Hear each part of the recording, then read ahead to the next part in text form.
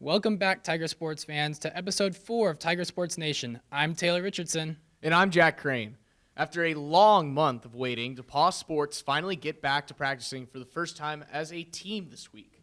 After athletes have received their results from their COVID-19 antibody tests they took last week, they are cleared to practice if they show no COVID-19 symptoms and have finished all of the required paperwork. The team practices will have restrictions that may vary by sport, but we hope that the practices are still fun and productive as normal practices would. Good luck to all the DePauw athletes as they get back to play the sport they love once again. One of the sports that starts practice this week is the men's and women's tennis, who are coached by Scott Riggle. Coach Riggle has been the head coach for the women's tennis team for 20 seasons and the men's tennis team for 11 seasons. The women's team has compiled a 316 to 157 record, and the men's team has a 131 to 106 record under Riggle. The women's team earned a share of the SCAC title in 2006 and were the outright champions in 2008 through 2011. Riggle earned the SCAC Women's Coach of the Year 7 times, and the men's team has finished in the top 3 in the conference standings consistently under Riggle. I got a chance to do a Zoom interview with Coach Riggle to talk about his favorite part of being a coach at DePauw for tennis. The favorite part about coaching tennis is definitely the team camaraderie, the coach-player camaraderie, the life lessons, all those intangible things is what keeps me going. I feel like through sports, we coaches can influence positively the lives of our athletes and other people, and I feel like they definitely enhance the positivity and the quality of my life. And it's just something that even in the heart of the season, when Andrew Gregory, our assistant coach, and I are putting in hour after hour after hour, 7 days a week, it's something I get up for every day and can't wait to get to what I want to try to accomplish. I also love the competitive part of it. I get to compete for a living. I'm very competitive, and that's a bonus. But to me, the relationships you build and the things that you see the young people learn over 4 years is like the life lessons, et cetera, the things that keep me in it for sure. All right, definitely. So now, what makes tennis such a mentally exhausting sport? Well, in tennis, you have the best of both worlds, I think, in terms of college sports. Wrestling is the only sport like tennis, and we don't have wrestling here at DePauw, in which you have a individual sport, so to speak, but you're one-on-one. Every other individual sport is you're going against your time or your distance or your score. If you're like a diver, gymnast, or you go some mark that's like individualized. I mean, yes, you won't win the race, but my son is a really good swimmer, and I've learned through him that he can be dissatisfied with the first place finish if he didn't get the time he wanted, and he can be very happy about a middle of the road finish if he got the time. So tennis is not like that. It's like you're going head to head. Plus, it also has the element of doubles, so it does have that team element too. But there's so many lessons you can get out of those things, and I guess the neat thing about tennis, I think, is that the mental part is divided in 2 things. Well, we always say to be a complete player, you have to be complete in 4 areas. One is you got to move well, think well, compete well, and you got move well, hit well, think well, and compete well.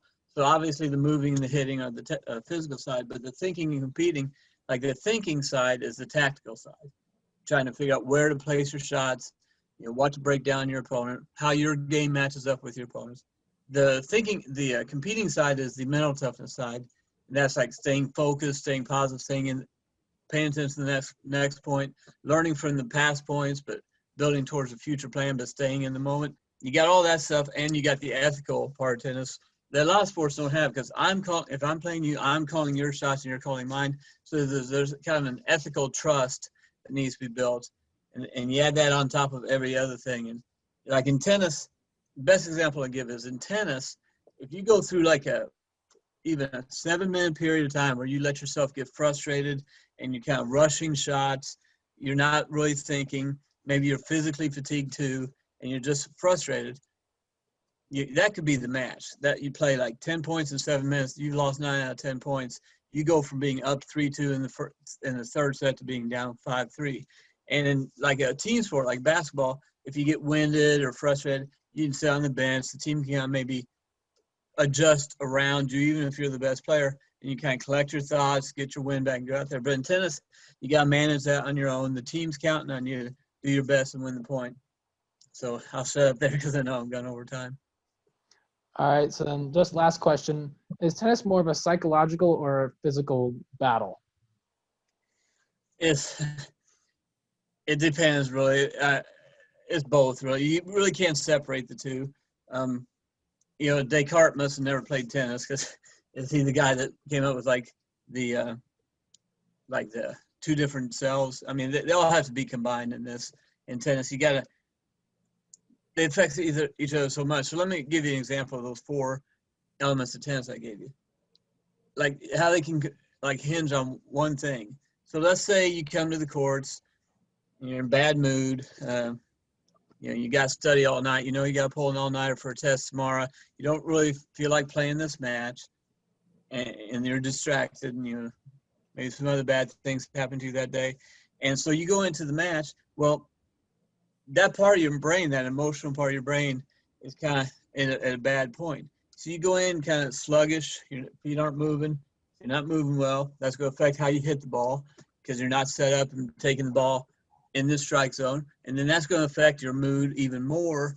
And so you're not going to be able, your brain's like pouting and feeling sorry for itself. And so it's not open to think tactically, when maybe all you need to do to beat this opponent is hit 3 balls in a row to his backhand and he'll miss. Maybe a very simple game plan, but because you haven't let yourself, open up your brain like you need to, it's going to be hard to come to. So, yeah, so everything's dependent on each other. And sorry, that's not a definite answer, but it's the truth, I think. Thank you, Coach Riggle, for doing that interview with me. Coach Riggle also has started a foundation called the Team Wriggle Foundation that helps raise money and awareness for early onset Parkinson's disease that he started in 2011.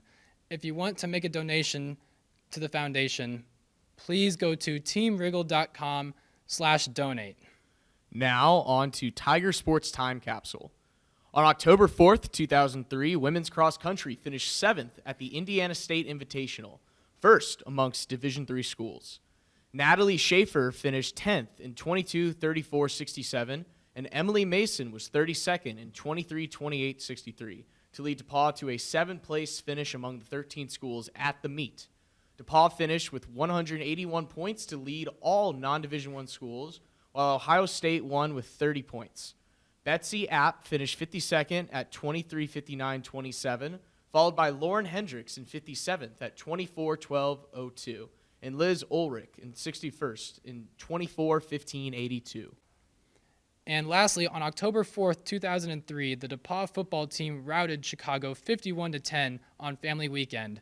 DePauw totaled 505 yards of offense with a season high of 253 on the ground and 252 through the air, and the defense limited the Maroons to just 197 total yards on their way to a huge win over Chicago. DePauw improved to 3-2 on the season, while Chicago slipped to 3-1. Jackson Rust led the Tigers with 92 yards of rushing, while Matt King added 82 yards on the ground. Quarterback Jake Yoder completed 10 of 13 passes for 192 yards for the Tigers. Aaron Key paced DePauw's defense with 8 tackles, while Luis Davila recorded multiple sacks on the day. Curran Clark also recorded 1 interception for the Tigers. And that will wrap things up for this episode of TSN. Thank you so much for watching. Please leave a like, share, and comment if you enjoyed. And remember to follow us on all of our social media platforms at Facebook, Instagram, Twitter, and YouTube. I'm Jack Crane. And I'm Taylor Richardson. And as always, roll Tigs.